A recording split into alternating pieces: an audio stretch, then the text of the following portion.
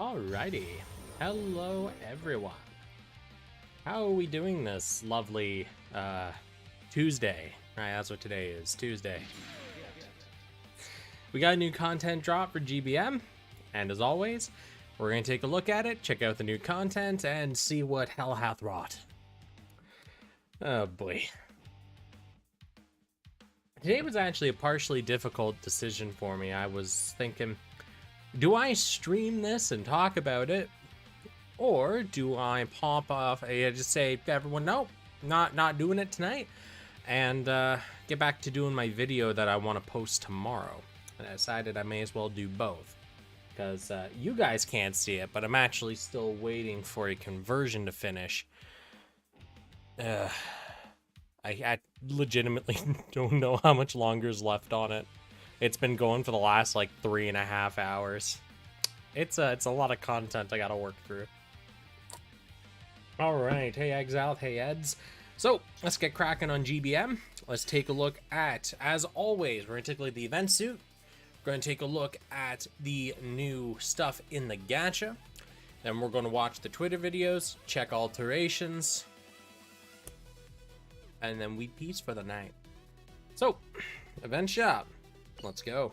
I'm really happy this week that we finally got that the Destiny Xant commander suit version of Kira Yamato. If you guys remember, that was one of the things I've been asking for a while. I'm not happy that it's a standard gacha and not a build project, but you know what? What the heck, man? That's what custom skins are for. What? How did a? Oh yeah, I got a tear in my screen. I need to get a new screen window for my, well, I guess a screen slider for my window. The one I have has a decent dime-sized hole in it, so insects like coming through. Anyways, Sable Pirate, the Crossbone X2. First one of these I got to catch in a while. How's everyone been? Hey, Aaron. Glad you could make it. I'm doing pretty great. I'm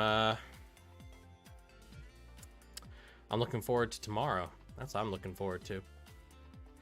One for the new SAS, one for Unit 4. Ooh.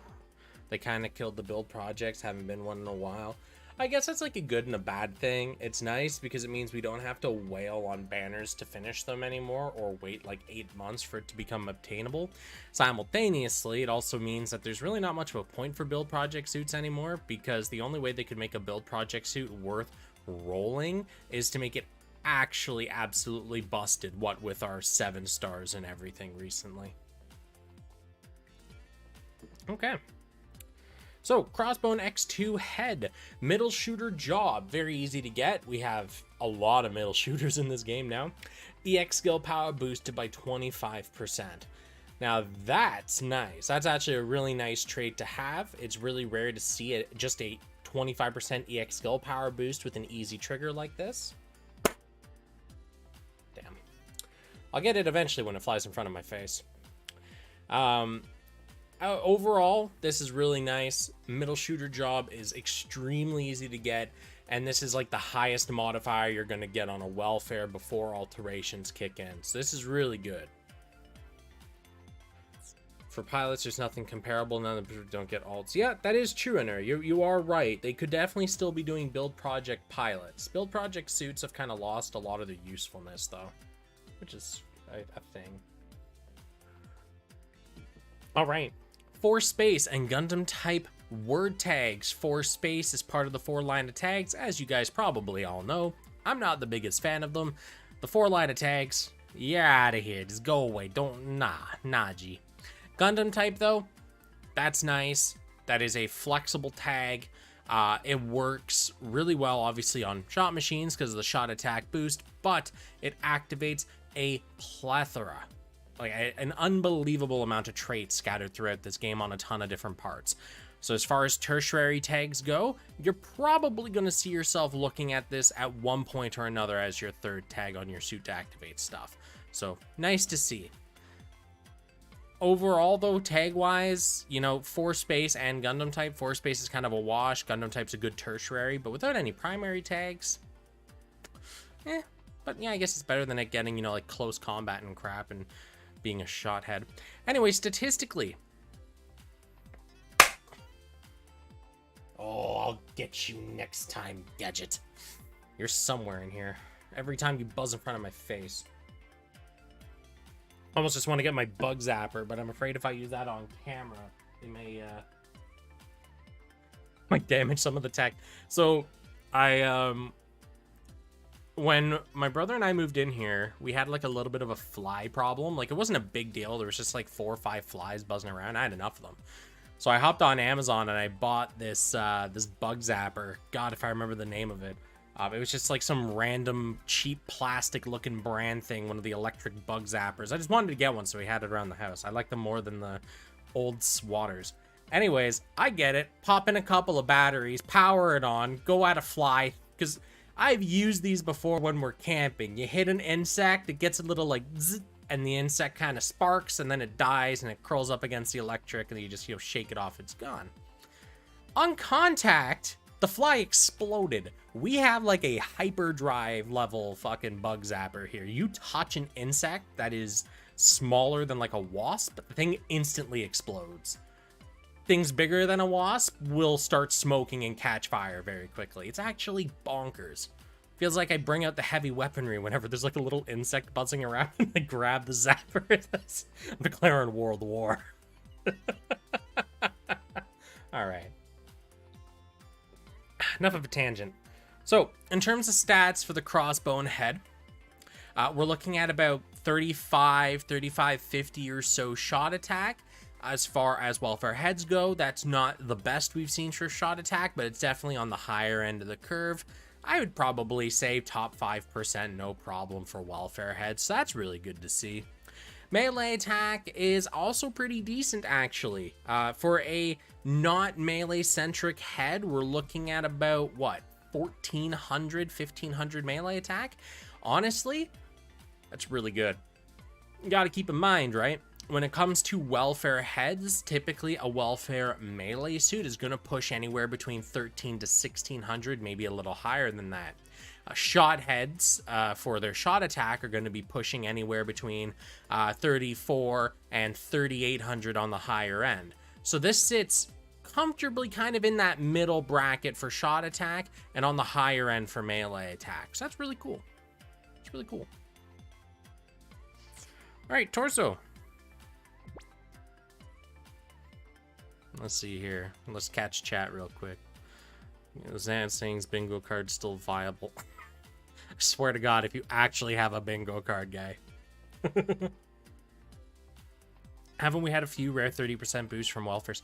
Not for EX skill power. I don't recall any welfare EX skill power pushing past 25%. I may be wrong. Don't forget, we have so many parts in this game now, there is no doubt that at some point we got that and it slipped my mind, but I'm pretty confident 30% EX skill power boost with an easy to activate trigger, like just have this job license, is not something we have better versions of. It's 25% is the cap on welfares. It may have like a really big demerit and then you get the 30%, but yeah, it's a big demerit to go with, for an extra 5%, whoop-de-doo. You don't have the right gunpla to swat the blood. Dude, this is one of those moments where it's like I almost want to have, like a big Kshatriya just start swinging at insects. Although I'd have to super glue the whole thing together to make sure it doesn't fly apart with the force I'd be hurling it, but neither here nor there. Have you tried Tower of Fantasy? I tried since GBM since slow. Got to see a new suit. The new suit's really nice. I do like the way that the Sazabi looks. I brought that up when this version of it came out originally.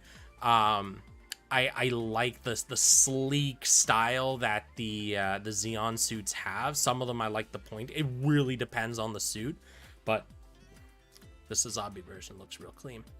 Tower of Fantasy, yes, I have tried Tower of Fantasy. Once this stream is done, I can definitely talk about Tower of Fantasy. Just remind me, and we can talk about that and chat it up a little bit. I want to try to do this content first. I'm really bad at staying on topic. If you haven't noticed, I can segue very quickly. And yes, hello Gunpla. You must have quite a few premium tickets lying around if you haven't been using them. Yeah, I just really haven't seen a need to collect parts or really like do anything with them, because like the suit I have is more than enough to clear most content in this game. Like, I have over 100,000 in my main stat, and I know there's a lot of you out there that are currently going, only 100k, but at the same time, like, you don't need any more than that. That's enough to ace every free mission, everything in the story. It allows me to plow through like any content in this game with the sole exception of PvP. And you know what? I don't care about PvP. Ha! Who'd have thought? So really, yeah. I don't see a reason to keep improving my parts and my suits. Like, I'll roll for the stuff I really like that show up in the gacha, but at the end of the day, there's really just not much of a drive for me to, you know, keep using tickets and everything and improving, because what's the point? That's what it boils down to. What's the point? Anyways, back to what we were doing. Torso, crossbone, beam gun, B power, 11 magazine. Well, that looks mighty familiar, doesn't it? Looks mighty familiar. All right, cool beans. I think it's different though than the other crossbone torso, but honestly, like, on paper looks good. B magazine, or B power, 11 magazine. Can you really ask for more in a magazine skill? Not really. This game is to scratch my rolling itch rather than buying currency in other games. That's a fair point, but simultaneously, I find that like that dopamine hit I get from rolling gacha, at least in GBM, doesn't matter when there's no reason to be excited for the rolls. If you're just rolling for the sake of rolling, power to you, mate. You ever makes you happy.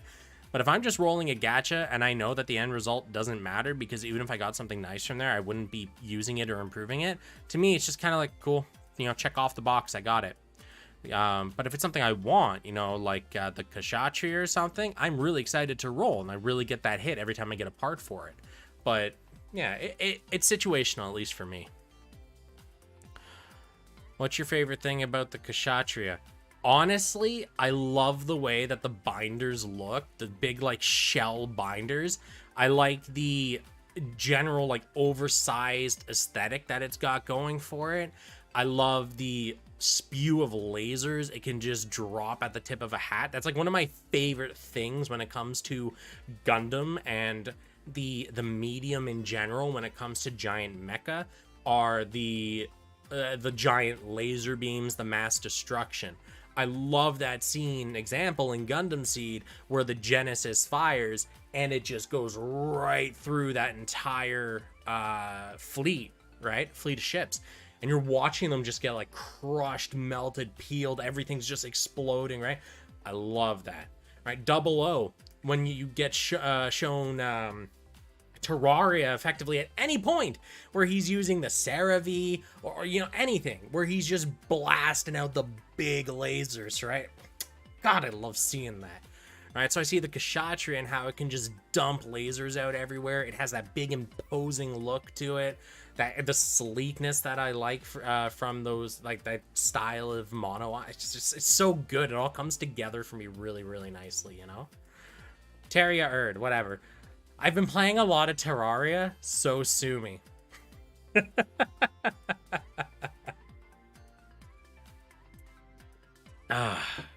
It's not truly PvP.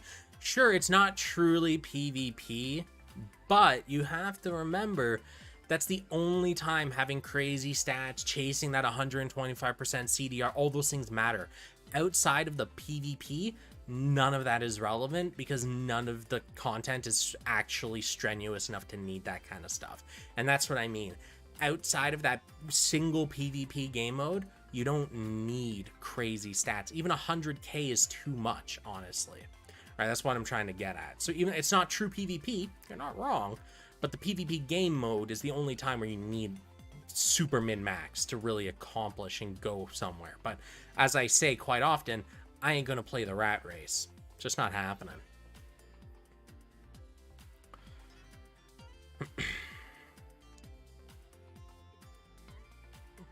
Destroy Gundam tickles your fancy. Yes, I wish I could show you the DMs that I've had with certain people, but it has been bugging people a lot about the Destroy Gundam in different games. For example, is Destroy Gundam ever coming in GBO 2? Is Destroy Gundam going to be playable in Battle Alliance? Is Destroy Gundam going to be playable in Eternal? And I love asking about the Destroy Gundam because so my love for the Destroy Gundam purely stems from Alliance vs. ZAF 2 Plus on the PS2. I've talked about this game before. I love bringing it up because honestly, it's one of my favorite Gundam games of all time. And it's definitely like a nostalgia factor for it, right? But playing that game with my buds and unlocking suits and content and going through all the routes and all that fun stuff, nothing clicked quite as well for me as unlocking the Destroy Gundam after fighting it, like in that game as a boss, seeing what it's capable of and being able to use that against or with your friends in its multiplayer, its multiplayer mode. And I think that's kind of just like, for me, that moment really cemented my love for playable bosses. Okay, you look at my rolling history for Fate Grand Order, for example. The second we had a playable Kiara in the gacha, I had just beaten her as a boss. Just give me that playable character, right? Same goes for every boss that we face in FGO that becomes available in the gacha. Same goes for every mobile game I've played where the bosses become rollable and it's a game I actively play. I will go out of my way to get them because I just love it so much. I love that. It's just nice, you know? Even if they're gimped to hell.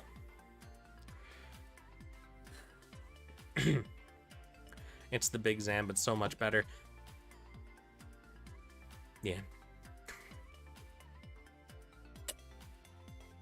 We need to delay the stream until Bamco releases the Susanna. They still don't have it up on their Twitter? Oh no. Oh no. Okay. Anyways, back to what we were looking at with the Crossbone X2 torso. So as I was saying with the Beam Gun EX skill, it's a B power magazine. It's got 11 shots, solid stuff. 4 space mid-range, we're already doing away with the Gundam type tag and bringing in mid-range. Another tertiary tag, primarily for shot. You know, the name kind of gives it away. As for stats, do keep in mind welfare torsos. We typically see anywhere between 1,000 to 1,300, kind of in that bracket. Going beyond that's really nice. Going beyond 1,500 is really good for a welfare. So we have 1215 melee carryover, so about 1,550, kind of around there. So that is some solid melee attack on the torso. As for shot, a little less pronounced. It's about 1,400 change or so, which still puts it definitely in that higher bracket for welfare torsos. I'm kind of surprised that the melee is so high on this, considering the Beam Gun EX skill and the fact that the suit, at least the head, was definitely saying, oh yeah, I'm definitely more towards shot than I am melee, even though it did have impressive melee as well. This seems to be, so far, kind of a hybrid suit, where it has its melee, it has its shot, but it's definitely leaning more towards being kind of a shot machine with good melee on it, you know? You dig? Alright, let's check the arms out. Let's check. Have you been lifting, bro? While 4 space, revive with 30% armor one time. So this is one of the, I think, less than 7. So I think we're at like 5 or 6 part traits now that activate while 4 space. I still don't think it's worth it. And once we're able to pick our stage for the majority of content, the 4 line of tags will be a really good and very solid tertiary tag. But until then, yeah.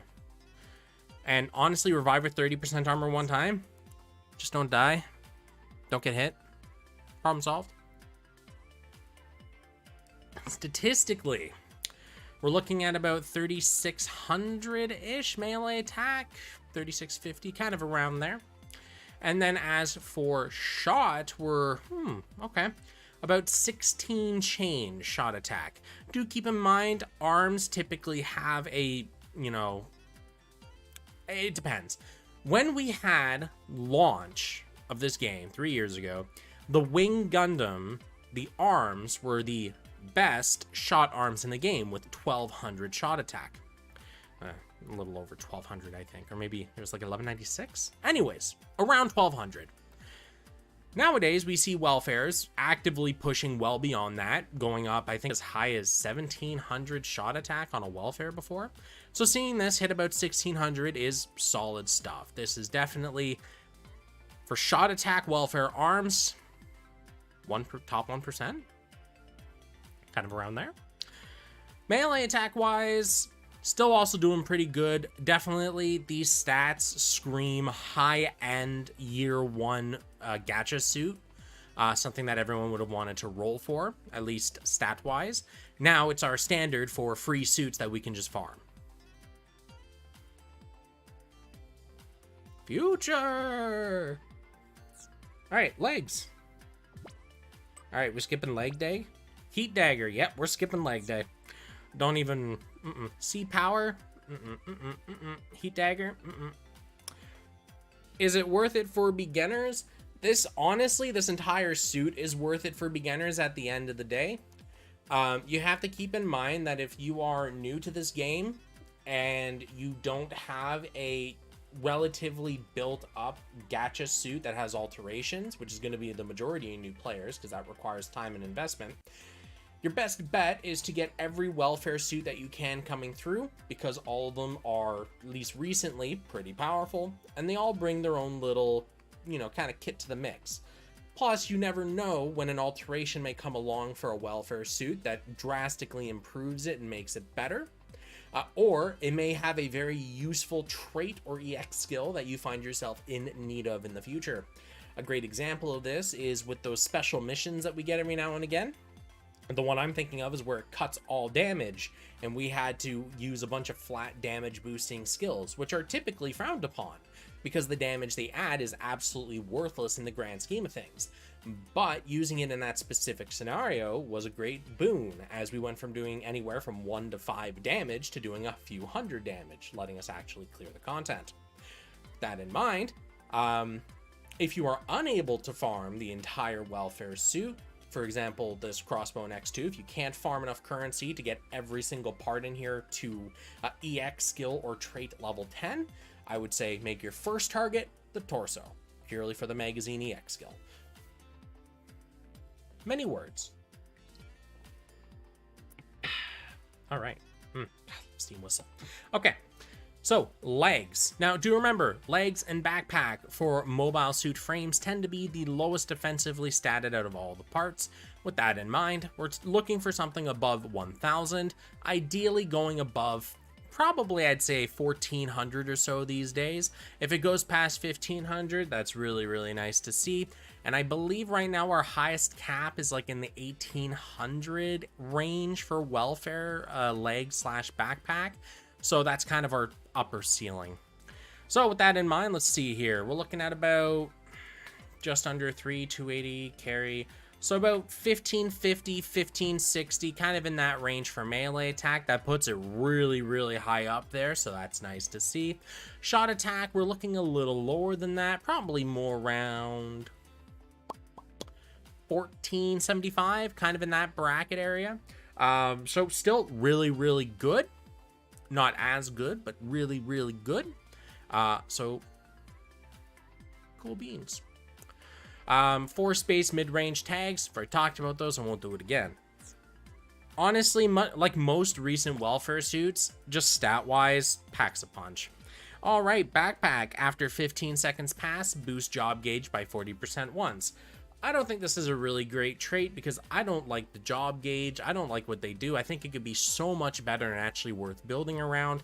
So to me, this is just kind of a filler. You use this until you find almost anything better than it, right? At least in terms of activation, for a brand new player, this will be really easy. After 15 seconds, that's going to be most content for a new player because you're not able to instantly clear stuff after a certain point. You are going to have to start fighting. 15 seconds will pass very quickly. The 40% job gauge can help a lot depending on what job license you're using and what your job gauge is going to do for you. In general, though, could be useful, especially for a lower tiered player, someone that's newer to the game, doesn't have a lot of options for their parts, hasn't started min-maxing or anything like that. So useful, falls off quick, in my opinion. 4 space mid-range tags, not going to talk about those again. As for stats, we're looking at about 1600, 1550, 1575, kind of in there for melee attack. As for shot, we're looking at about 1450 or so. Nice, like the legs, solid numbers on this, gonna pack a punch. It definitely does seem to be a hybrid suit, focusing on melee and shot at the same time. Not the best thing to have these days. You do kind of want to focus down melee or shot and just kind of pursue that and work on maxing that out.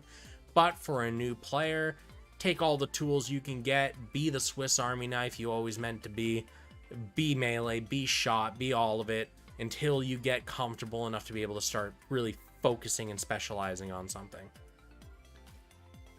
All right, on to the weapons, starting with the Shot Lancer. Jovian Stinger, D Pierce, B+ power, low cooldown. Unleash a frenzied barrage, melee defense by 19%. Honestly, this sounds like one of those dime a dozen skills that are easy to whiff, has a crappy animation behind it. I'm gonna say on paper, looks good, but if the animation is easy to dodge, break out of, avoid, whiff, just don't bother with it. Speaking of what we said earlier, I'm personally waiting for the 7-star OG Gundam to drop. Yeah, they're probably going to do some like crazy event for that, where they're going to have like, you know, the original Gundam, some special Gundam base edition 7-star limited whatever, you know. Yeah, the Gundam base exclusive model available only for like 3 days around Christmas time. Really cash in on that FOMO. All right. Anyways, Shot Lancer. Whoa, spicy. Okay, so we get a little bit of shot attack with this one, which is relatively rare for a welfare weapon, you know, having the opposite stat. Okay. As for melee attack, though, we're almost at 3,993. Unless I am mistaken, that is the highest melee attacked welfare weapon in the game. That right there. Because I think the next highest one was low 3,900s. End of the day, it doesn't matter if it is the top, it is in the top 1%. And I think that's all that matters for a lot of people. For new players, you absolutely want to consider picking up this weapon. Now, of course, this is before I look at the other weapons as well. This is just an impression of this. But having literally almost 4K melee attack on a welfare weapon will bring you so far. All right, let's check out the Beam Saber, or Zanba, sure. Shot damage raised 15%, squad non-EX skill power plus 30%. To break this down, shot damage raised 15%. It means you are going to be taking 15% more shot damage. Don't get hit. Now, squad non-EX skill power plus 30%. This means all of your neutrals are going to be doing 30% more damage. Your auto attacks, whether they're with your weapon, with your beam rifle, whatever, melee ranged weapons, if it's not an EX skill, 30% extra. Good stuff. Statistically, pretty much the exact same as the Lance. Now, I could argue this is actually going to be the better pick between the two of them. And there's a couple of reasons for that. First, this is classified as a Beam Saber in comparison to the Shot Lancer being a Lance. Surprise.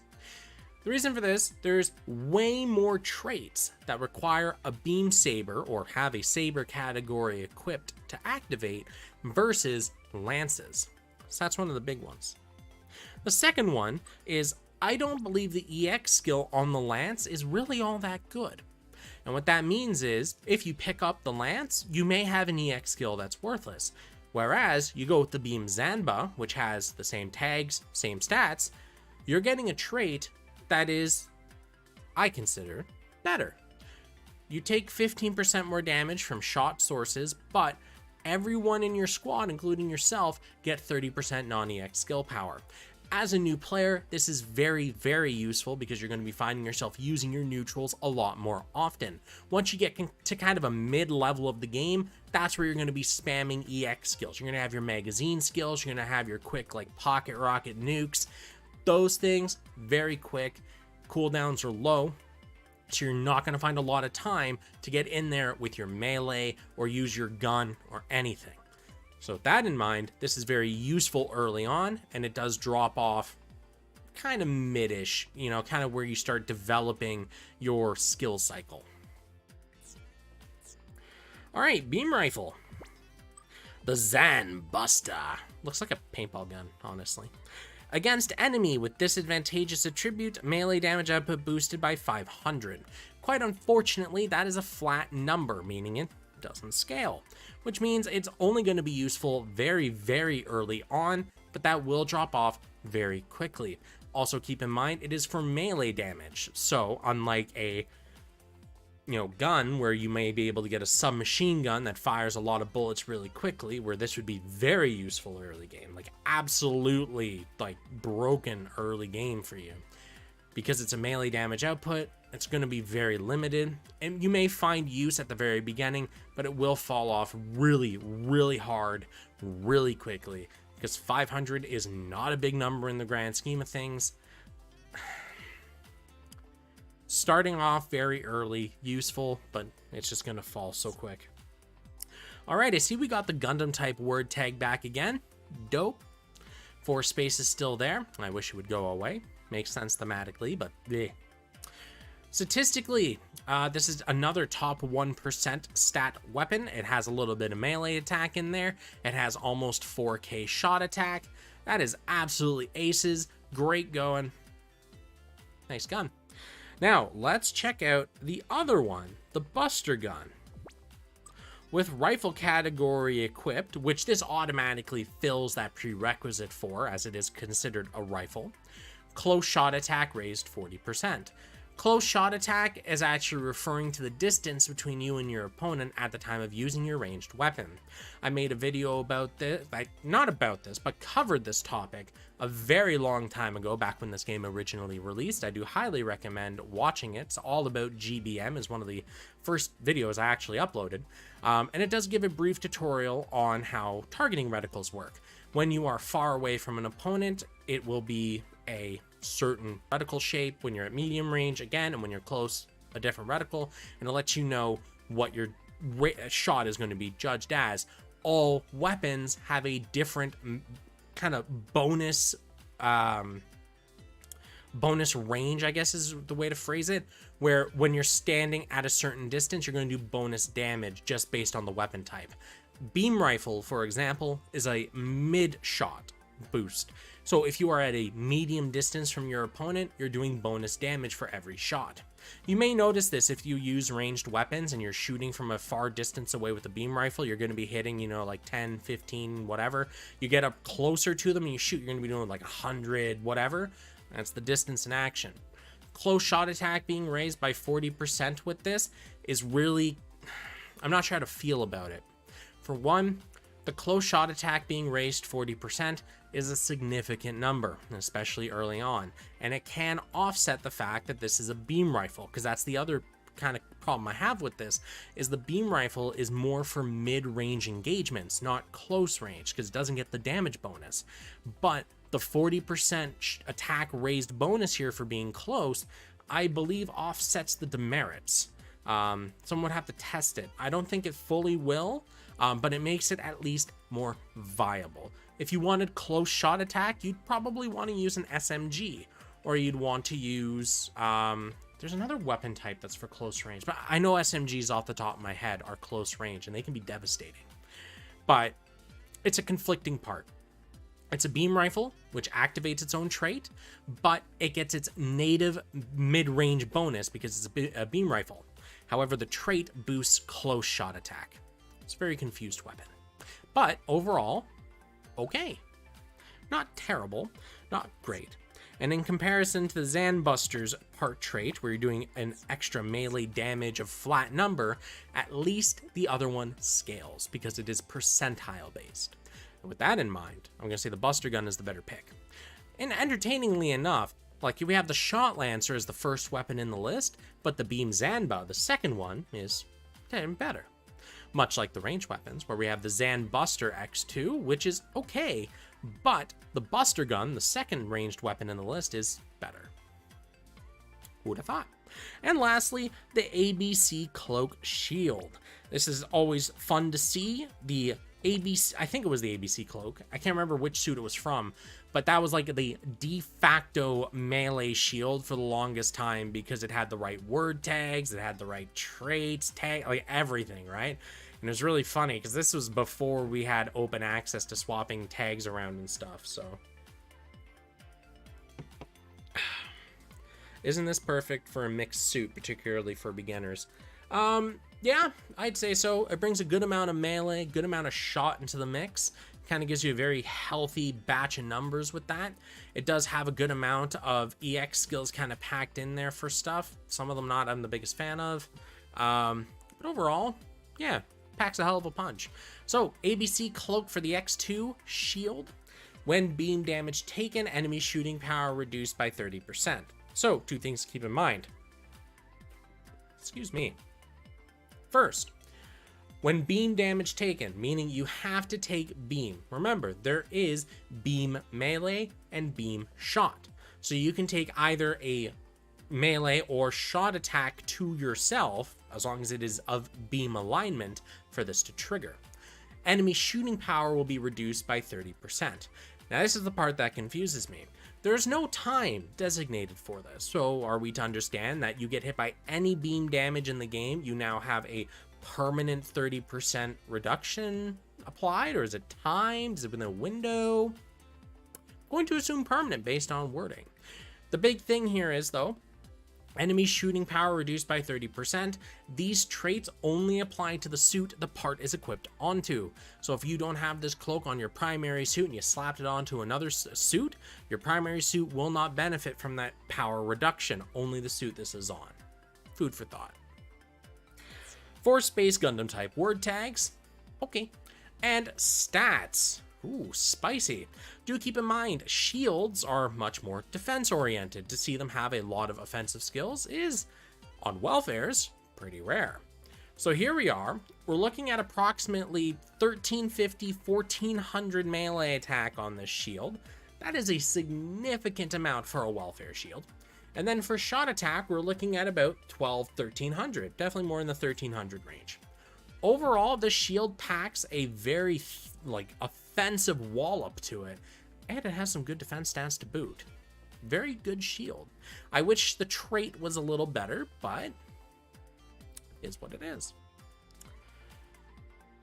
Basically, this part reduces only beam shot attacks, more limiting than a tribulation of both physical and shot and beam. Yeah, it's the traits just kind of It's really only reducing shooting power from beam. You are right on that. In the very rare scenario, though, where you get hit by a beam shot attack or beam melee attack and then get hit by a physical shot attack, there is the chance. Slim, but it's there. Oh, they finally put the animation video up? Awesome. All right, we're done delaying tactics, boys. I swear that was all timed. I knew when they were going to upload that video. I swearsies. Oh, hey, look at that. I actually hooked into it without me having to do stuff. All right. Let's see what we got. Come on, Crabman. Wow me.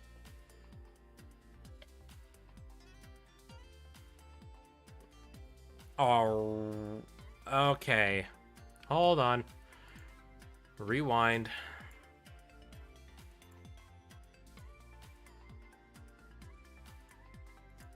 Okay. From what I'm seeing here, this seems to be very similar to the Kshatriya's Torso EX skill, where it does a very devastating attack, but the range is very short. This is giving me the same energy. where yes, you are doing something very spooky with your torso, but the range is very, very limited on it, which obviously overall damages viability. And I know we kind of broke stride here doing the animations before looking at the stuff in the gacha, but you know what? I just really want to see what the crab did. Yeah, it looks like it's a very small cone in front of you, man. That's what I'm getting at. It's not inherently terrible. You know, the Kshatriya's Torso EX skill hurts a lot. You just have to play within the very restrictive boundaries that it has, right? Okay, so we looked at that. What's our next one? Yeah, yoink. Actually, wait, let me double check something here. Okay, no, so that is a ranged. Okay.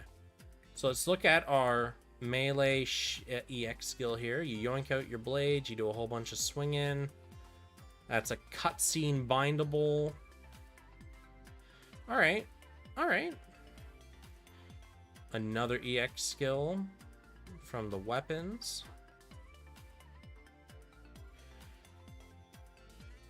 Hold on, that can't pick in a second. Okay. So my only concern with this skill, because this is a beam melee EX skill, is that it's going to be one of those hybrid damage types where it splits between physical and shot damage as you're doing the cutscene for very obvious reasons. I hope that's not the case. All right, backpack. Laser Daka, a dash, some swings. Oh, yeah, that's what I'm talking about. Okay, okay, all right. I wasn't completely on board until I saw that final little cut. That's where it got me. That's where it got me.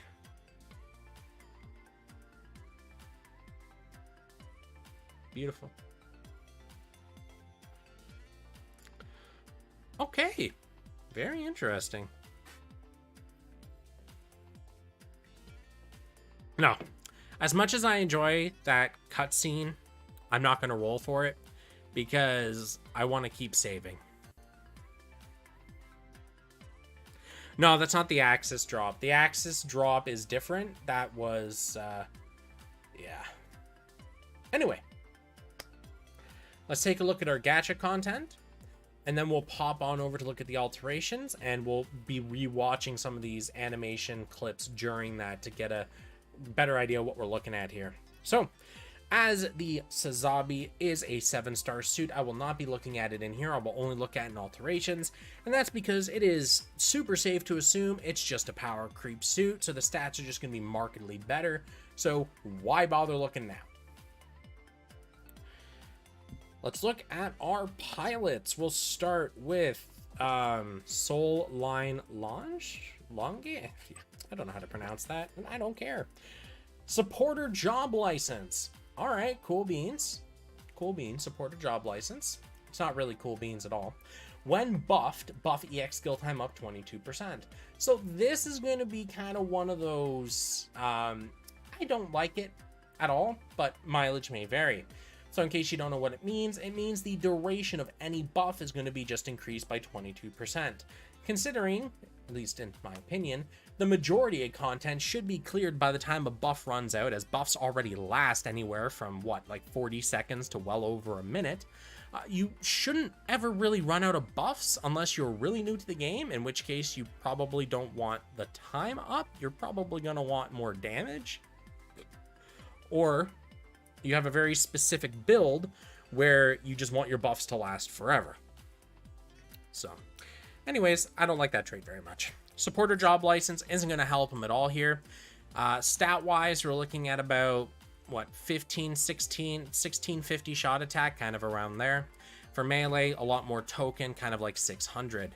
End of the day, the stats don't really matter too much, as because of the job license, and none of that's going to get upgraded or carried over. So, what's the point? The stats are as you see them. Not terrible as far as 3 stars go, but not great. Especially with the word tag combo of 4-space support type. Of course, very on brand, very on point for this character, but kind of useless. All right, and let's take a look at the one I was actually excited for. Here, white clothes. Do I have to beat somebody to death? Unbelievable. They called it white clothes. Unbelievable. Actually unbelievable. Should we go back and call it Char orange jumpsuit? Unbelievable. Unbelievable. Okay. So, long shooter, which is kind of weird because the Strike Freedom was definitely more of a hybrid suit. Had strike units, but it was definitely more of a hybrid. Wow, okay. So statistically, his raw stats are very high, but trade-off is there's very little carryover because of that. We're looking at about 3,200 shot attack and approximately 2,700 melee. Probably a little less than that. More like 2,620. Yeah. Okay. Not the best we've seen for 4-star pilots, but workable. Tags include Ace Exclusive and Mid-Range, Ace Exclusive being one of the primary shot tags, so awesome, and Mid-Range being a workable tertiary, nothing amazing, nothing bad, kind of in that healthy middle ground. As for the trait, shot damage raised 15%, enemy shooting damage plus 35%. So what these mean, you're taking 15% more shot damage, which doesn't make a lot of sense when you consider the Strike Freedom and the fact that he's Jesus Yamato with enough plot armor to make people die on the inside. Regardless, enemy shooting damage plus 35%. If you remember, a couple of parts ago, when we were looking at the enemy shooting power reduced by 30%, this trait is meant to counter that. So if they had a minus 30 or enemy shooting power reduced by 30%, this negates 35% of that. However, there is no lower floor to this. It can go into the negatives. With that in mind, they would actually have shooting power resistance of minus 5%. The best way to look at this is just another power boost. It works differently in the damage formula, so overall this does more than another shooting power plus 35%. So overall, good trait. Nice tag. Nice tags, workable tertiary and a primary tag. The trait is solid, just don't get hit. The job license worked towards the primary stat pool, boosting the shot attack higher. The single downside to this is the shot attack is not as high as our more available 4-star pilots that are already in the exchange pool, so something to keep in mind.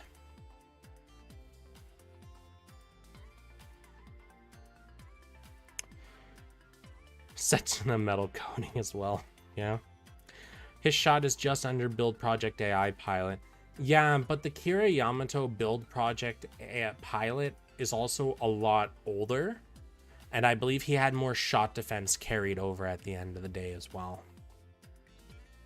Nice shave. Man, you should have seen it before I shaved. It was terrible. As you guys know, I let it get really bad and I just shave it all off. It lets you guys know that I'm not pre-recording these because you can kind of keep track of where I am. All right. Anyways, as a pilot, acceptable. I'll probably be popping a ticket on him just to obtain him, but I don't think I'll really use him outside of cosmetic purposes. Okay. Alteration time. My favorite part of the evening. Now, I remember somebody mentioning there were 2 in here. Yes. We'll look at the Unit 4 to begin with, and then we'll pop on over to Big Red Crab. So, Gundam Unit 4, BST. This was an arena suit, was it not? Anyways. So, for anyone that hasn't seen me talk about alterations before, very quick lowdown. What I'm going to do is I'm going to look at the EX skill / trait of the suit. Reason being for this, when you alternate a suit, it is effectively guaranteed the stats are just going to increase. We have less than 5 examples in the game where the stats drastically differ pre and post alteration. With that in mind, I do recommend you always do your research before investing the insane amount of materials per part, but it's safe to assume it's just going to be an increase in stats. So I don't see a reason to look over that here. I do look at the EX skill / part trait, as those are guaranteed to be changed in some fashion. Tags also do not change, so yeah. Alterations, let's go. Head-mounted Vulcan. That's literally not even worth my breath. Gundam Unit 4 Torso. While Federation shooting power boosted by 25%, Federation is a very accessible word tag to get, especially on shot machines. It does activate a good amount of part traits. Shooting power boosted 25% is also a solid number, especially for this suit. So, cool beans. While Federation, so that's the double dipping on the Federation tag, EX skill cooldown reduced by 20%. That is a significant cooldown reduction, as the highest available in the game is 21%. With that in mind, is it 21 or 23? Anyways, it doesn't matter. Less than 5% difference between this and the best we got for EX skill cooldown reduction. So, Federation, good stuff. Good job, Unit 4. Good job. Honestly, though, that's actually a really good observation. You get your shooting power boost, you get your EX skill cooldown reduction. Granted, it's not at the levels that we would see from a Sokai or a limited part, but simultaneously, as it is something that is, or was, an arena part, very easy to max out. So unlike a limited part that's going to start off at, like 20% EX skill power boost or something, or shooting power boost that you have to upgrade a bunch to get to 30, 35%, 40, this just effectively out of the box 25%. All right, let's look at the arms. Beam gun, A- Pierce, B power, 11 magazine. This is going to wholly depend on the animation. If it is a beam that is, if the shots fired are in a condensed small area and they're in a stream and have good distance, aces. If it's more of a Vulcan style quick spray with a very short distance, mileage may vary. If it's something that kind of just fires them all over the place and you're just crossing your fingers and praying you hit the broadside of a barn, get out of here. 30% now, though, since 50%'s a thing. Sure, yeah, you get the, super limited parts, that's true. But outside of that, most people will probably not have access to those. So, anyways, point stands for the torso. Very good. Very few parts are going to beat it out in terms of what you have at max level versus them fresh off the gacha line. So, but yeah, of course, depending on how much upgrades you've done onto your parts, depending on what you have, you may have a better part, but those are very rare to see out of the gate. All right, Gundam Unit 4 Toesies. Long shooter job, shooting crit rate boosted. Doesn't matter because crit is garbage. Moving along. Back parts, EX skill power boosted by 40%. All right. Demerit, back part only. So only one of your EX skills is actually going to be getting this boost. However, it's also a 40% EX skill power boost. Excuse me. Honestly, this could be really good if you're someone that loves spamming the Strike Noir backpack, or any multitude of really good backpack EX skills. God knows we have a lot of them. However, I don't know if this is going to be worth the investment. The first trait is not really anything amazing to begin with, and the second trait is very restrictive on being back part only, while we do have accessible to us much more open traits where it's, just all EX skill power boost for having a tag active or a certain job license. So this is kind of a, if you really like the suit, but otherwise I don't really think it's worth it. And yes, that is a 40% boost on a welfare, but it is due to a very heavy demerit. All right, backpack, Mega Beam Launcher, A Pierce, B plus power, medium cooldown. I guess kind of just shy of cutscene at max. So, A Pierce and B plus power. On paper, this is going to hit very hard. In practice, I'd have to see it, honestly. But at least first glance on paper, powerful. It only uses the blue alt tools. Sure, but again, from the perspective of a newer player, you're not going to have a ton of those on hand. You got to be kind of picky about it. For someone that's been playing the game for a couple of years now, you don't care, right? You're just going to upgrade everything because you have the excess stuff laying around. All right, shield. Long shooter, okay, crit rate skip. Melee attack down 15% and 60% chance to not recoil. No. So melee attack down 15% is gimping your own melee attack. Now, we've seen this trait before on parts where it was all shot all day. However, this one, although it does have the first trait being definitely shooting centric, it's a bad trait. So only the second trait really exists on this suit. Melee attack down 15% means you're probably not going to want to run this on a melee suit, meaning you're only going to be running this on a shot suit. 60% chance to not recoil is when you get hit, do you flinch? Quite unfortunately for whoever decided this was a really good second trait to put on this suit, if you're playing within the boundaries of what this part is telling you to do, you are at a distance as a long shooter firing your shots. You're not in melee range. You're not going to get hit in recoil. The second trait is effectively worthless. Okay. Neat stuff. Beam Saber. With speed attribute, job gauge increase boosted by 13%. I've already talked about the job gauge. Moving right along. While for space, enemy all power reduced by 30%. So again, this is one of those traits that will only be active on the suit this part is equipped onto. However, all power reduction is becoming a very commonplace trait to start seeing around here, and very scary simultaneously. If you put this part on your suit and you manage to scrounge up a few more of the increasingly common all power reduction trait parts, you could have a very, very defensive turtley suit. You could definitely be part of the Turtle Club.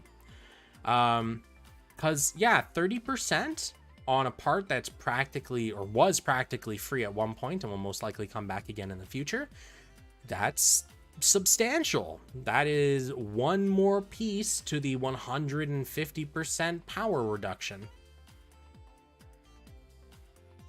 That's like nice. That's actually a really nice second trait for all power reduction builds. Like really nice. Okay, and beam rifle.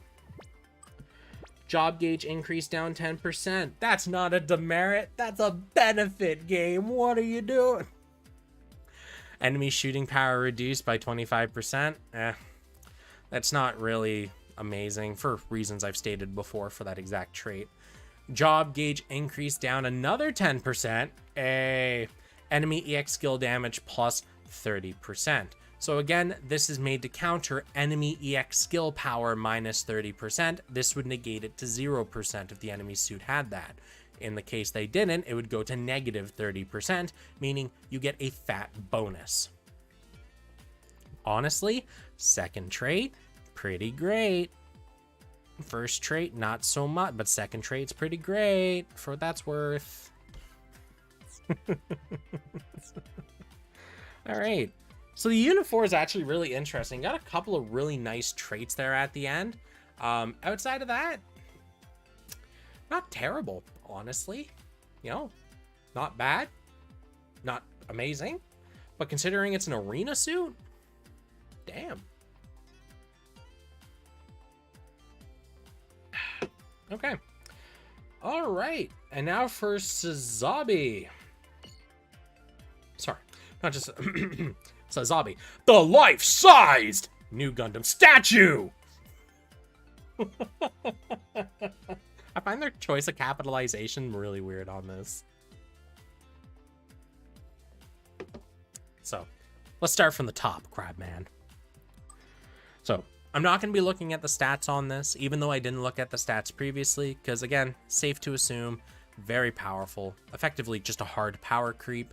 So, look at the numbers yourself, see if they jive with whatever 7-star stuff you're rocking. All right. Traits. It works if you have to say it like it's typed out. That's the only way I'm going to be referring to the suit going forward. Heads up, anyone using headphones. All right. So, when attacking with beam, enemy melee damage plus 50%. So, whenever you use any beam skill, enemy melee damage reduction minus whatever percent. This is countering that. So, that's huge. 50% is the highest modifier we have on this.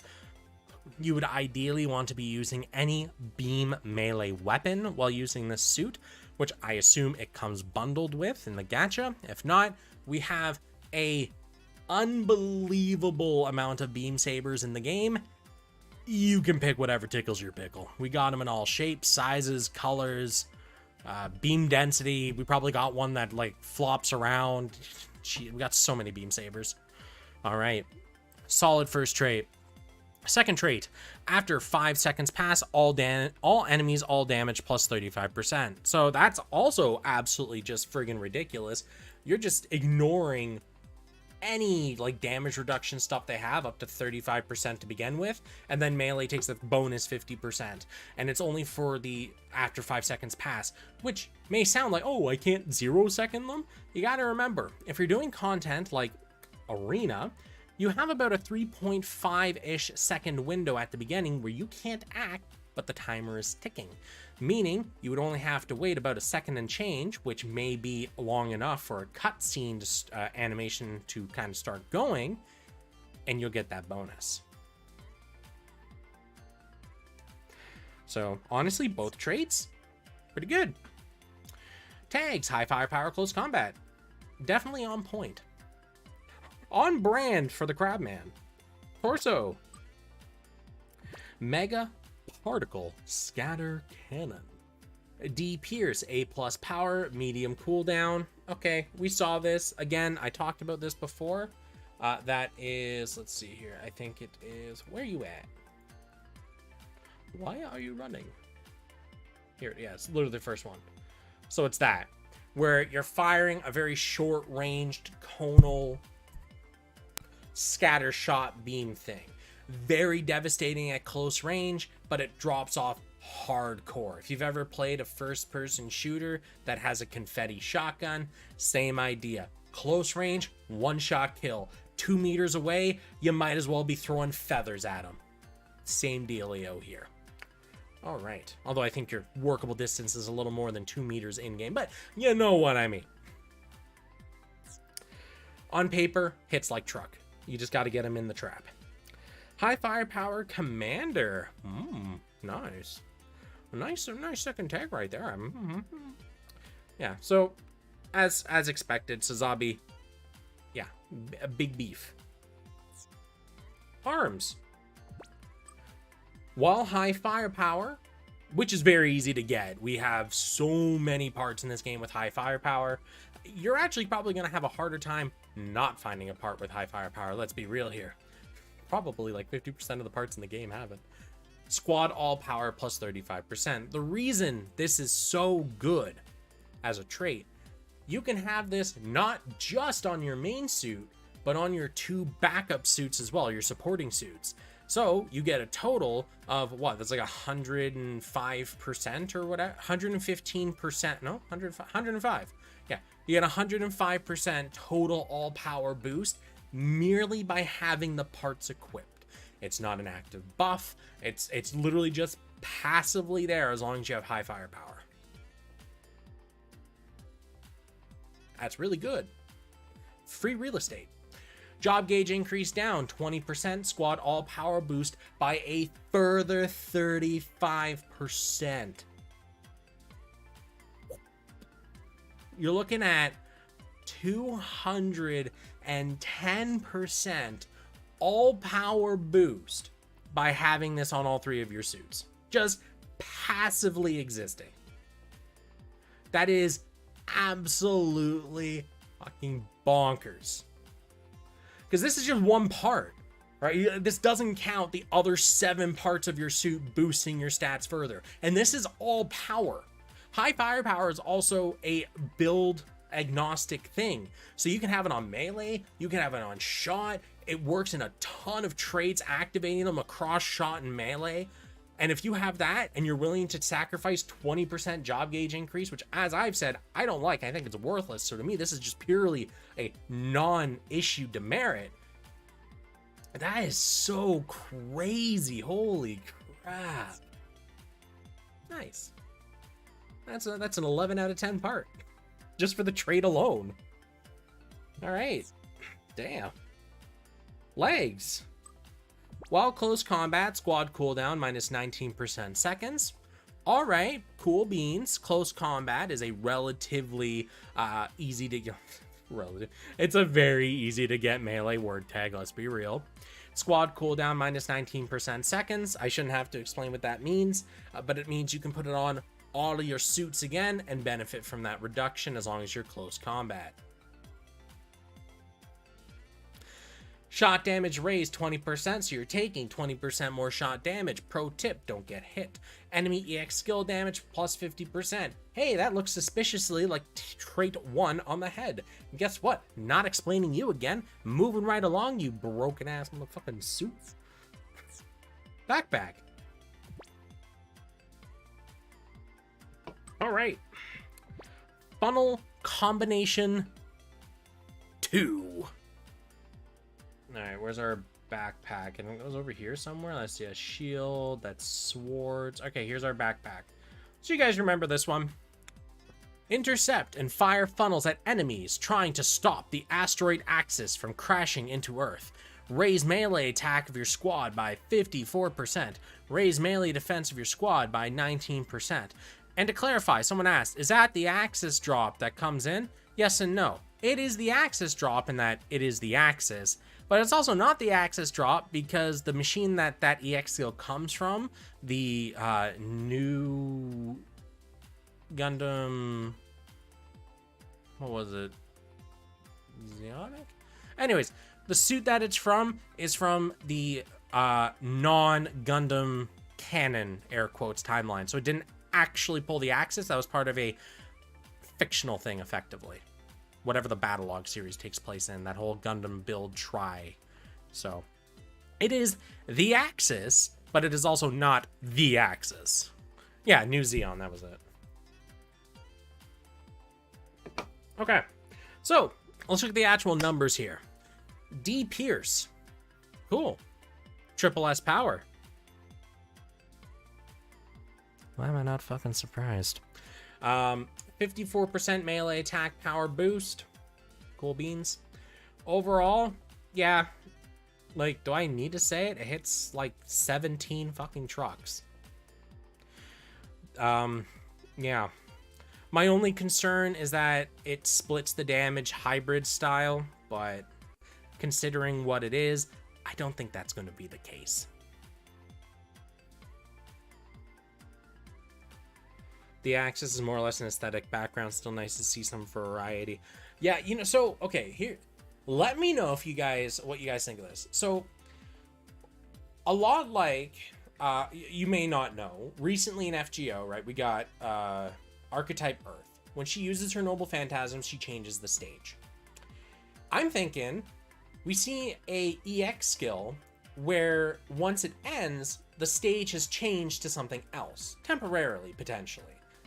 But I think that's a really cool thing, because it could very much shake up a lot of the meta, depending on how they decide to implement that. But imagine, right? You're fighting on a stage that, you know, the fucking, the suit uses this backpack skill, and once it ends, you're on the Axis as it's entering Earth. You got the flames burning up around the edges of the stage. You're on a much smaller portion of the map, right? I just think it'd be kind of a cool little thing to add in there, just for kind of that refreshment value, I guess.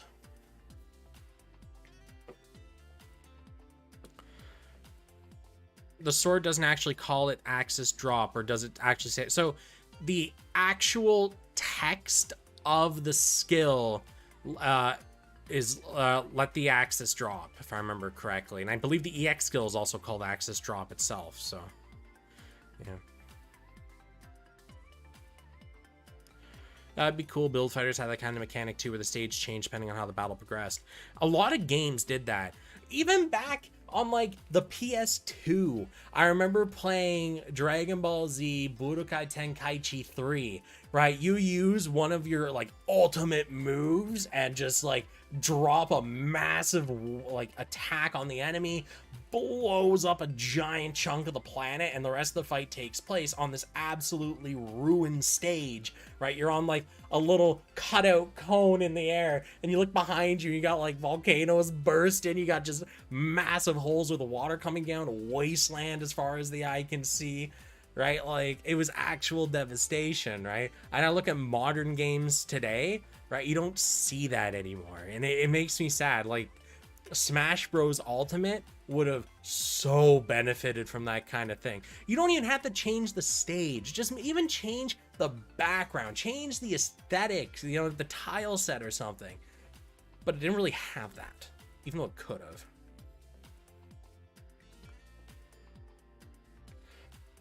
Yeah. Anyways.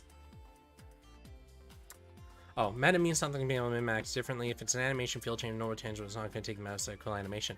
So, for example, Mana, let's say you do a 3v3 arena match against somebody, or even a 1v1 arena match, and you're on that space stage that has the boxes dead center of the map, like literally dead center of the map. The first thing you do is activate a field change EX skill that removes the boxes entirely, and now it's just a straight line from you to the other guy. It's minor, probably won't affect very much, but it could. I'm not saying it has to. I'm not saying it has to affect the top 1% of PvP players. I'm just saying it would be cool to add something like that to give a little refreshment to the game. You know, kind of give us a reason to roll stuff beyond just another flashy animation. I love that little Axis scene in the back. I love what they did with that. Same with the wing colony. Yeah, I love those little cut-ins, even though it's kind of like a hack around. I think it looks really cool and adds a lot of value to it. I just want to start seeing more, because those are really rare still. I think we only have, what, like 3 in the game or 4 in the game right now, right? We need either way more of those to make those iconic scenes really pop, or they need to add something else that kind of gets us going. I really want to roll that part because I really like, you know, how about we get a 8th MS team, you know, cutscene skill that changes the map to that city where that whole fight with like Norris happened, right? Make that the map change or something crazy, right? That's what I mean. Make it something impactful that makes us go, I need this part, because I love the series and I love what that does to the map. You know, that kind of mood, you know? Give incentive. Make people want to roll it by giving it value, right? Beyond just look at numbers, go burr. That's a good incentive, don't get me wrong, but there's better ways to get people to want to roll your stuff voluntarily than going, number, go burr.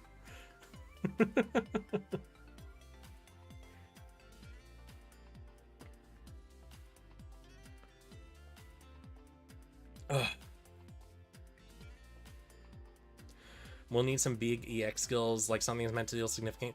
I still want a Destiny suit that, or even a Gundam Seed suit that uses the Messiah, the Genesis. I want to see the giant fuck off laser beam and the destruction. I need that in my life. Or even give us a Stella variant from like when she was piloting the, because we already have when she was piloting to destroy the pilot, but I mean, give us a EX skill for a suit of Stella's that summons like JoJo style destroyer in the background that just goes all laser beams or something, you know? I love seeing that kind of stuff, and I talked about this back when the wing colony thing showed up, and that was the first real cinematic in the gadget we had seen. I was like super hyped, right? Same mood. Give us Providence with Genesis. Yeah, that would fly. There is zero chance, Alex. There's zero chance a Providence welfare has that kind of quality behind it. There is zero chance that is not gacha. I'm sorry, man. Unless they start tying EX skills to pilots that do this kind of stuff, which would be absolutely top tier decision making, honestly. Give us Build Project Pilots version 2, where the pilots have cutscene EX skills that don't require specific parts on your suit. They're purely linked to the pilot, and it's something super cinematic from them. I think that is an excellent path to take for this, because it means you can easily slap them into your custom skins. Zero brain processing required. You're off to the races. The newer Strike Freedom wings have a slight cutscene where you get the lock-on animations. It does. And I believe I mentioned that actually when I saw that, the little lock-on pings that happen. However, there are so many scenes they could have gone for. Like when the, for example, when the Strike Freedom was first launched, right? The first big thing they did was cut to, you know, Kira in the cockpit, and then the dashboard kind of pops up with the targeting reticle, and then you see, you know, his face, you see all the lock-on pings going, and then he does the big beam.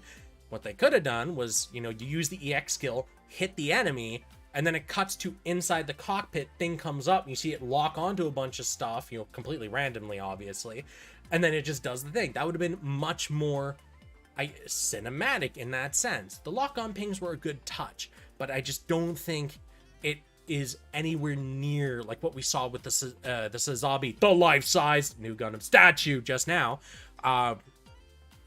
It's a good start. The building blocks, I guess is the way to put it. We do not have a Patrick Zala yet. We don't even have a Gilbert. All right. So let's keep going.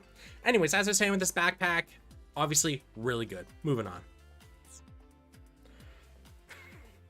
Alex, I've brought up these ideas before, and it's kind of like, you know, we're bringing it to the team.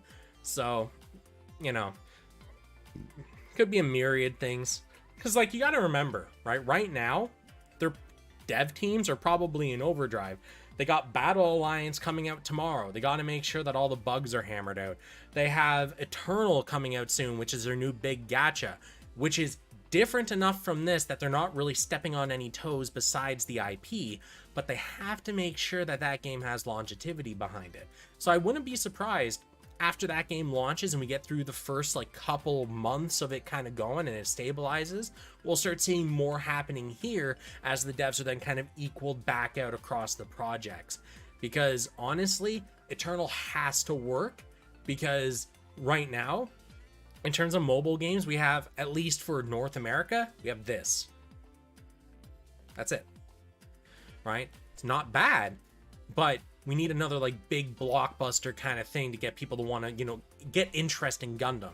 And I think, honestly, it's a really good, I brought this up, I think Eternal is a really good genre to bring to mobile. I think it works very well for what it is. It purely just comes down to how they execute the gacha side of things, because they have nailed the formula for the SD Gundam games, like the Generations games. They have that down to a T. They know what they're doing. The gacha stuff is the big question mark with the Eternal arms and everything, right? If they make it so that there's multiple Eternal arms for every suit, you can only get them through the gacha, and it's not just a cosmetic thing, it actually improves the skill or adds a new skill that's super damaging, that will fracture the player base just super hard. It'll do a lot of damage. But if it is a purely cosmetic change, if it is a thing that we are able to farm after the gacha banner has ended, I don't see an issue with that at all, right? Like, I've talked about this before, but I play Grand Blue Fantasy, and I would be totally okay with, you know, Strike Freedom enters the gacha banner, it has an Eternal arm on it, hey, you know what, no problem. When it exits the gacha, a new you know, material gets added somewhere onto a map, or maybe it already exists, and we need to farm up a few hundred of them, and then we can craft the Eternal arm, and then we can upgrade it and the skill attached to it, or if it's just a cosmetic, just that, I'd have no issues with that, because it means your favorite suits you can still get the Eternal arm for, you can still max it out through just gameplay. Spending money on the gacha just shortens that time drastically, giving you an upgraded suit, upgraded Eternal arm. I wouldn't even be mad, because to me, that's, yeah, he opened his wallet to pay because he really likes that suit. I like the suit, but I can't afford to pay. There should be a little bit of grind involved, like most games, right? As far as gacha games go, I think that's kind of a healthy medium kind of path to take. Ideally, you know, in a perfect world, right, they would only monetize cosmetic options, right? So the Eternal Arms just changes the animation to something super flashy, right? So if you want to farm it up, go for it, man. You really like that suit and that flashy animation, all yours. You know, gacha it or potentially farm it, right? Give us different costumes for pilots. So instead of having, you know, 17 different versions of Char, we have one Char and 16 costumes available for him, you know?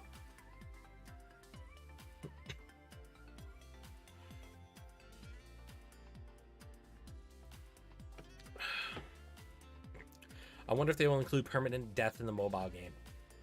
So I don't think they will, for the same reason that Fire Emblem Heroes didn't, and that it does not make a fun game, especially gacha, where progress that you potentially paid for could just be completely mooted instantly. Kind of reminds me of PGR and the farmable A-rank constructs. Very much in the same vein, right? That's another game that I think does it very, very well. If you just play the game actively between patches, you will get every S-rank character, you'll get every A-rank character. You just play the game. If you want to get the weapons, that's where you may consider paying the, you know, small $5 whatever subscription fee a month for the extra black cards every login. But that's optional, and it's $5. That means in a year, you're looking at like $70, which sounds like a lot of money. But when you consider that's effectively 2 multi-rolls in almost every single gacha game known to man, it becomes a lot more kind of manageable at that point.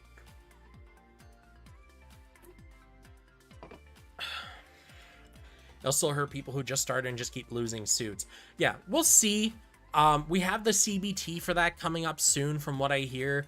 I'm excited to try that out, and I know I will be streaming it for you guys, so keep an eye out for the Eternal streams, because I will be playing it, I will be actively discussing it and all sorts of stuff, and I will make sure to answer questions you guys got about it. So now, back to what we were doing. The suit. Let's take a look at the shield. Beam Tomahawk Dance. All right, and I believe that was the second thing they showed off here, was it not? Yes. So this is the Beam Tomahawk Dance. You dash, you swing, you swing, you swing, you go absolutely ham. All right, if that's your cup of tea animation, there you go.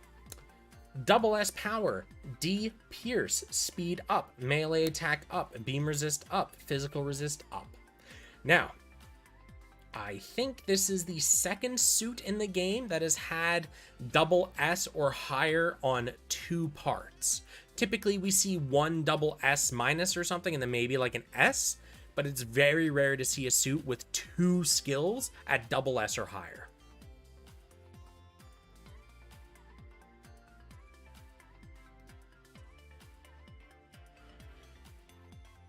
Can't call had permadeath. You can tell how well it does lose a ship you super invested in just from a bad call. Yeah, no. That once you start mixing monetary stuff and perma loss, it gets bad. Right? Like in a single player game where, like for example, Battle Alliance, right? Comes out what, tomorrow? Yeah. So let's say that game launched. And whenever you died in a mission and you didn't have any repair kits left, your progress on that suit went back to 0. That would be bad, but not that bad, because you can just grind up the capital again. You know, it might take you 4 or 5 hours to get it back up there, but it would be a lesson, don't fucking die. Or if you don't know the map, take a suit that's not your favorite and super kit it out. Right? They don't do that, obviously. The game doesn't have perma loss. But in that kind of game, it's just a little bit of time and you're back up to where you were. In a game like Azure Lane or, yeah, Can Call, right? You roll a limited character, you bring them into combat, they die, and let's say the character was gone for good. That's kind of bullshit, you know? Nah. So, yeah. Anyways, Beam Tomahawk Dance, double S power, D Pierce, bindable, a lot of boost to it. You know what? Yeah, sure, why not? The animation's a little bit on the longer side, but it is a bindable skill. It is very to the point. It doesn't look like it has a lot of AoE catching potential to it, though, so it is definitely a single target kind of burst. The melee attack is 39% boost, which is not the highest we've seen, but simultaneously, this does also boost a ton of other things. It's kind of understandable there. Overall, yeah, okay. I believe the Big Strike Freedom had 2 double S bindable skills. Yeah, I didn't say this is the only one. I just said I think this is like the second or third one that's had it. It's very, very rare for us to have double S or higher. I was pretty sure we had at least one other. All right. Let's take a look at our weapons. The Beam Saber with Saber category equipped, which is automatically filled out because, you know, it's a Beam Saber. Enemy EX skill damage plus 50%. Already talked about what that does. When armor's 80% or more, don't get hit. EX skill power boosted by 50%. So here is a perfect example. So remember how I was talking about the damage formula earlier. This hits both of those notes. If you're using a Saber category, which is most likely going to be automatically yes, because the weapon is a Beam Saber, the enemy EX skill damage plus 50%. So if they have enemy EX skill damage reduction minus, 20, 30%, this negates that. And then you get an EX skill power boost with 80% or more armor. Both of these count as different modifiers in the battle damage formula, meaning instead of, if they were both enemy EX skill damage plus 50%, you would still do a lot of damage. Much like if it was both EX skill power boost by 50%, you would still be doing a lot of extra damage. But two of them being unique, work together better and result in a higher end value of damage. So this is an Ace's Beam Saber. I know SD Gundam Gen had a lot with suits, but this was like if you picked a fight you can't get out of, end up losing your high level suit due to poor balance. Yeah, based on what we saw in the demo, I don't think that's even like a thing that was being considered. Like, I mean permadeath. Because people died in the demo all the time, and they didn't get their stuff reset. So, I'm going to assume that carries over to the live game. Okay. Dual sticks. Saber manifestation. Funnels. Wow, that's interesting. Okay. And that was, I think, around here somewhere. Let's see, we had the backpack. No, that was the rest of it. Ah, here it is. Where does it begin? Okay, here we go. So non-bindable, dash forward. This looks like to be a hybrid between shot and melee. S power, D pierce. Honestly, on paper, it looks good. S power, D pierce, medium cooldown, beam melee. However, it does look like the actual animation is going to be splitting damage between melee and shot, which severely limits its overall usefulness, especially being a beam melee category skill. On top of that, as it is a non-bindable dash, it means it is going to be blockable. It's going to be something that can be interrupted. Honestly, no. Can we talk about how big those swords are and the way they handle is underarmed like the new FF funnel rifle? They are ridiculous. That's pretty much what it boils down to. I don't know if I would use them for their EX skill, but I would use them for their sheer girth. All right, long rifle. When attacking with beam, all enemy EX skill damage plus 40%. So I've talked about this. Yeah. And with long rifle category equipped, all enemies EX skill damage plus 35%. So this is a lot of EX skill damage reduction nullification. Long rifle category equipped is automatically fulfilled because it's a long rifle. And when attacking with beam, the majority of, I'm not going to say the majority, at least 50% or around there of the EX skills in the game in the shot category are beam. So you shouldn't have much of an issue filling this out. On top of that, yeah, just when attacking with beam. So you could honestly just lay into them with a beam melee skill as well. as long as you have a long rifle. So this could actually work for both melee or shot. You would just have to use beam melee, and you would have to have a long rifle category weapon in your main hand if you're running melee with it, which it's not that hard, I guess. Nice. All right, and the funnels, ranged. Nice. You can use them as sabers and rifles. Nice. While high firepower, enemy all damage plus 40%. High firepower is easy to get. Enemy all damage is nice. With twin rifle category equipped, squad buff EX skill effect plus 30%. So that's a useful second trait. So the way that the math works in this is a flat addition. So, for example, what's the backpack? Anyways, we had an EX skill that boosted melee attack by 39%. This would add a flat 30% to it, making it the magical 69%. And that's the way the math works. If you had this on your 2 additional support suits as well, that would push it up to 129%, because 30, 30, 60 plus the 69% on your main suit, 129. Very good numbers on that, especially considering you just need to have twin rifle category equipped for that. And if you also happen to have high firepower, the all damage reduction is also nullified as well.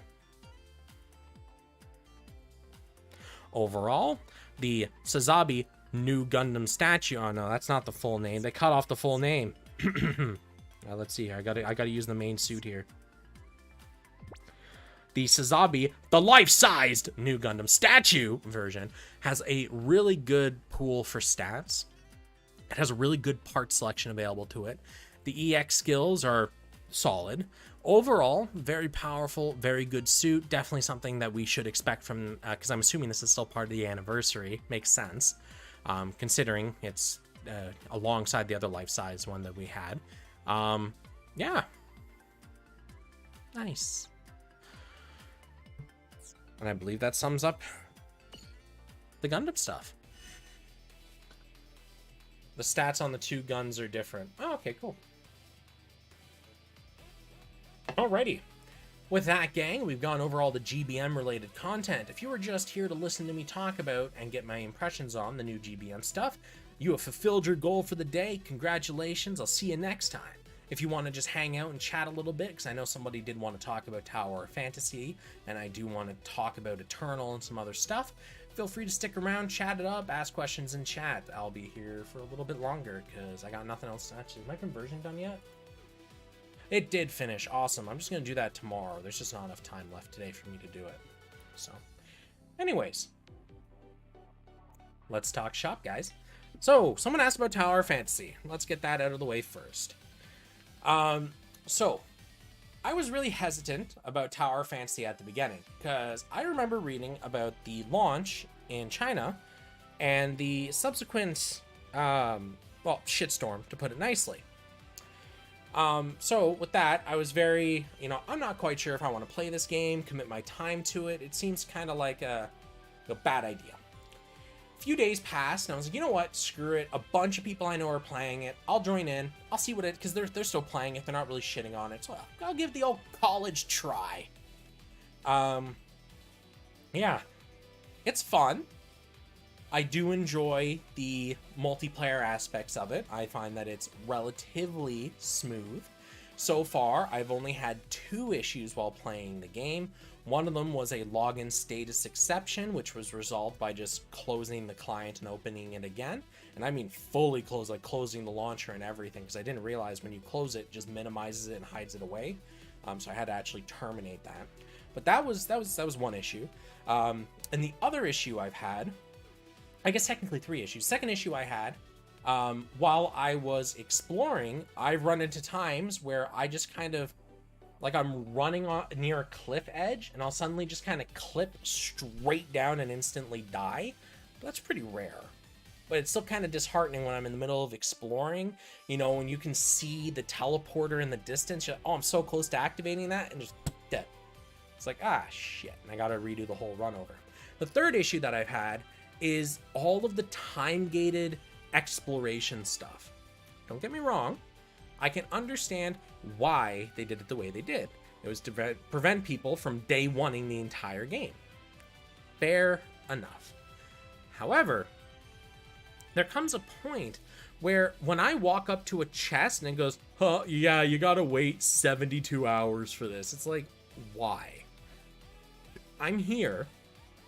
I'm at this point in the story. I can access this area freely. Why can I not open this chest for exploration?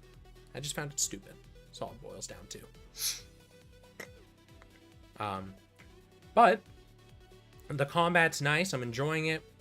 The gacha is not terribly unforgiving.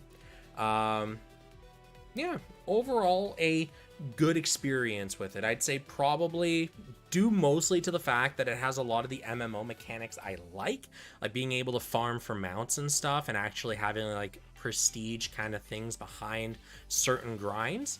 I'm probably like a 7 out of 10, 6.5, 7 out of 10 in terms of MMOs. Not a, I'm going to drop everything to play the game whenever I can, but, you know, wake up, do my dailies, and go, all right, let's do some Tower Fantasy, and kind of looking forward to it a little bit, you know? Got any premium tickets to roll? Honestly, no idea. Probably, but I'm pretty much done GBM for the night. Hands off, minus claiming my supply stash and my hanger stuff later. Yeah. So Tower Fantasy's, you know, pretty okay in my books. I'm still going to play it, still going to enjoy it. At least they're good with compensation. I'll give them that. They had that issue with the Nemesis banner, and it took them like 12 hours to resolve it, give out compensation, and then like another day or two to roll back, or not roll back, but to correct the issues. And honestly, it was really good as far as compensation went, so no problems there. Hey, Alan. Okay, so let's talk Eternal. I did mention at one point I was going to do a stream on Eternal. Never really panned out, but you know what? That's fine. Let's talk Eternal. So, as I mentioned, Eternal Arms. That is my single biggest concern with the game, and the only thing I actually do not have an answer for, which makes me really sad. Because, as I said, when it comes to gacha games, I don't mind gacha exclusive content, but when the gacha exclusive, because the way that they have worded it is that Eternal Arms are purely RNG. There's a suit in the gacha. I roll the gacha. I get that rate up suit. It may not have the Eternal Arm. My friend rolls the gacha, gets the rate up suit, and gets the Eternal Arm. My only option, currently from what we know and what they've relayed to us, I have to keep rolling the gacha until I get an Eternal Arm. I don't like that very much. I find that to be very, very greedy, and I hope that that changes or is addressed or they expand on it a little more. And I really hope the CBT kind of expands on that a little bit, because that is currently my biggest concern. If I am already rolling the gacha, that it's a gacha to begin with, right? You are taking a chance. If I'm taking a chance and I get something, and there is a chance it is not the best version of what it is, I don't think that that's kosher. I had the same issue in Fire Emblem Heroes, where when you roll a character, because they have hidden stats, like IVs effectively, like Pokemon, right? If I roll a character, it could have the wrong stat spread, making it worse than, you know, Bill's version of this character, right? I don't think that that is in any way, shape, or form fair or should be encouraged in anything with this.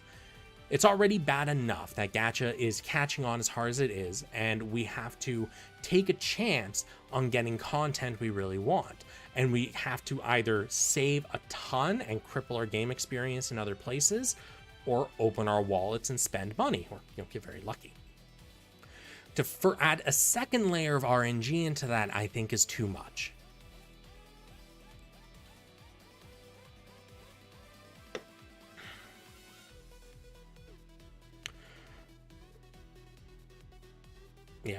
Yeah, man. Like, if you could pity the suit with Eternal Arm, that would be begrudgingly acceptable, because it still means that you have to roll a lot to get the suit that you want in the state that you want it, but at least there's a finite cap. We'll see when the CBT drops. I've yet to get a response from anyone that actually has information on the subject about how the Eternal Arm system works in the gacha. And I am just so hopeful that it is actually properly addressed and that it is decent. Because if it's not, we're going to have a real pickle on our hands. But, yeah, beyond that, the game itself looks really good. All the promotional stuff for it so far has got me interested in it. Looks solid. Overall, I'm quite looking forward to it. Battle Alliance. That's another thing, because I've mentioned that a couple of times now. Comes out, I believe the deluxe edition becomes available tomorrow, and then the standard edition a day after. So I did not play the demo on PC, as it was the only platform the demo was not available on. So I did give it a brief try in LA, and it's pretty good. Solid. I do have my copy raring and ready to go. I do believe I will be doing streams and content on it after it goes live. I do have a group of friends that's already all pre-ordered it as well, so we're probably going to be binging a lot of that. A lot like the Gundam Evolution demo where I was playing with the gang. Same kind of idea here. Much less people, though, because there you could get a party of 5, was it? And here you can only have a party of 3, but you roll with the punches. From what I've seen, because some people have already leaked the playable suit roster, all sorts of stuff. It's got my favorites in there. I'm excited. Not all of my favorites, but I got a couple of them, so I'm really hyped about that. And there's a lot of suits in there. And this is all like pre-DLC as well, because God knows they're going to add a lot of DLC suits into the game. Let's see, what else Gundam? Evolution started promoting its like esports league thing that it's got going on, which is neat. You know, I'm always a fan to see games go the esports route, especially Gundam. It's it would be really cool to see that game actually kind of pick up and get like really popular in the circuit. But I don't know, because a lot of people did just like look at it and go, oh, it's an Overwatch skin. And I feel like that's going to kind of hurt its chances in the professional scene, but we'll see. We'll see. Let's see. I've been going for almost 2 hours, 1:45 in the morning. Anything else? I don't believe so. Okay. So with that, lads, I'm going to wrap up the rest of this here, and I'm going to hop out for the night. I do have a video planned for tomorrow. I was actually in the middle of converting a large play session into something I can edit. So I'll be doing all the editing and voiceovering tomorrow. Yeah, so look forward to that. Yeah, I guess that sums it up. Thanks for tuning in, hanging out, guys, as always. I will do another stream either in 2 weeks for this, the next patch for GBM, or, well, I'll probably do Battle Alliance streams before then. So I'll see you guys there if you decide to join in. Otherwise, peace out, and see you in the next one.